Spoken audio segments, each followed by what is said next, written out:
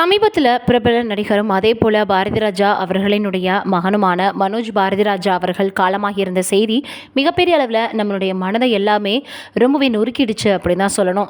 இப்போ இருக்கக்கூடிய காலகட்டங்களில் வயதானவர்களில் இருந்து சின்ன வயதில் இருக்கக்கூடிய இளைஞர்கள் வரைக்குமே ரொம்ப அதிகமாக வரக்கூடிய ஒரு விஷயம் எது அப்படின்னு பார்த்தா நெஞ்சுவலி தான். திடீரென மாரடைப்பு ஏற்பட்டு காலமாகிடுறாங்க. மன அழுத்தம் காரணம், அதே போல் அவங்களுக்கு சுகர் அதிகமாக இருந்தது, உடலை சரியாக கவனிச்சுக்கல, ஃபுட் ப்ராசஸன் சரியாக இல்லை அப்படின்னு நிறைய விஷயங்களை நம்ம கேள்விப்பட்டு வந்துக்கிட்டே தான் இருக்கோம். இந்த நிலையில் மனோஜ் பாரதிராஜா அவர்கள் சினிமாவில் நுழையும் பொழுது நடிகராக அறிமுகமானார். ஆனால் அவர் தன்னுடைய தந்தையினுடைய கட்டாயத்தில் தான் நடிகராக அறிமுகமானார். உள்ளே வந்துட்டோம், ஆனால் எப்படியாவது ஜெயித்திடணும் அப்படின்ற எண்ணம் மட்டும் மனதுக்குள்ளே இருந்துக்கிட்டே இருந்ததான். அதோடு மட்டும் இல்லாமல் நம்ம ஒரு நல்ல இயக்குனராக காட்டிடணும் அப்படின்னு நினச்சாராம். நிறைய பேட்டிகளில் அப்பா மிகப்பெரிய அளவில் என்னை சில்வர் ஸ்பூனாக வளர்த்துட்டாருன்னு எல்லாரும் சொல்லுவாங்க.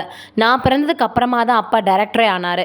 அதையும் தாண்டி எவ்வளோ பிரச்சனைகள் இருந்தாலும் மனோஜ் அவர்களும் சரி, பாரதிராஜா அவர்களும் சரி பேசிக்கலைன்னா கூட அப்பாவுக்கு தேவையான விஷயங்களை மனோஜ் அவர்கள் தான் பண்ணுவாராம். ஒரு முறை தன்னுடைய பையனை அடிச்சுட்டு ஷூட்டிங் ஸ்பாட்டில் போயிட்டு தன்னுடைய பையனை பார்க்கணும்.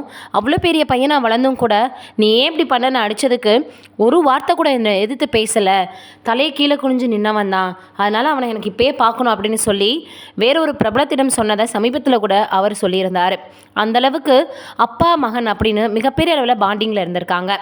அதோடு மட்டும் இல்லாமல் ஏற்கனவே மனோஜ் அவர்கள் ஒரு படத்திற்கு படக்குழுவினர் கேட்டுக்கிட்டாங்கன்னு 10 லட்சத்தை வீட்டில் இருக்கக்கூடிய பெண்களுடைய நகை எடுத்துக்கொண்டு போய் அதிலிருந்து தான் அவர் பார்த்திங்கன்னா அடகு வைத்து வாங்கி கொடுத்த ஏகப்பட்ட விஷயங்கள் சமூக வலைதளங்களில் அவர் காலமானதுக்கு அப்புறமாக பேசி வந்தாங்க. ஒருவேளை இதெல்லாம் சேர்ந்து தான் அவருக்கு மன அழுத்தத்தை கொடுத்துருச்சோ அப்படின்னு பலருமே பல விஷயங்களை பேசி வந்துட்டு இருந்தாங்க. இந்த சூழ்நிலையில் இப்போது மனோஜ் அவர்கள் இறந்ததுக்கு அப்புறமாக அவங்களுடைய மனைவியை தேடி ஒரு பேக் வந்திருக்கு அப்படின்னும், அதில் முழுக்க முழுக்க தான் ஒரு டைரக்டர் ஆகணும், தான் எடுக்கக்கூடிய படம் எப்படி இருக்கணும், ஒரு கேரக்டர் எப்படி இருக்கணும், அதில் வரக்கூடிய நடிகர் நடிகைகள் ஹீரோ ஹீரோயின் எப்படி இருக்கணும்னு அத்தனையுமே அவர் வடிவமைத்து வச்சுருக்காராம். இவர் சிகிச்சை எடுக்கிறதுக்கு முன்னாடியே அங்கே தன்னுடைய ஆஃபீஸில் போயிட்டு, அதாவது ஊரில் போயிட்டு பண்ணை வீட்டில் என்ன பண்ணியிருக்காருன்னா, தனக்கு உதவியாளர்களாக இருக்கிறவங்க கிட்ட இதை வச்சுருங்க, நான் இப்போது உடல்நிலை சரியில்லாதனால சிகிச்சைக்கு போகிறேன், மறுபடியும் நான் இதை எனக்கு தேவைப்படும் அப்படின்னு சொல்லிட்டு வந்தாராம். அதனால் அதில் முழுக்க முழுக்க அவருக்கு தேவையான விஷயங்களை தான் அவர் ரெடி பண்ணி வச்சுருந்துருக்கார்.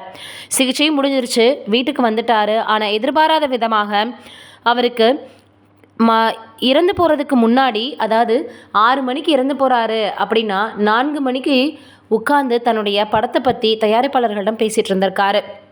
டீ குடிச்சிட்டு ஃப்ரூட்ஸ் எல்லாம் சாப்பிட்டுட்டு இருந்தவருக்கு திடீர்னு இப்படி ஒரு பிரச்சனை வரும், நம்மளை விட்டு பிரிவார் அப்படின்னு அந்த குடும்பம் சுத்தமாக எதிர்பார்க்கவே இல்லை அப்படின்னு தான் சொல்லணும். நம்மளுக்கே இந்த அளவுக்கு வலியாக இருக்கே, அப்போது அவருடைய குடும்பத்தினருக்கும் மனைவி மகளுக்கும் எந்த மாதிரிலாம் அவங்களுக்கு சொல்ல முடியாத வேதனை இருக்கும் அப்படின்றத புரிஞ்சுக்க முடியுது. பாரதிராஜா அவர்கள் அப்படியே உடைந்து போய் உட்காந்துட்டாரு அப்படின்றத நம்மளால் காணொலியில் பார்க்க முடிஞ்சது.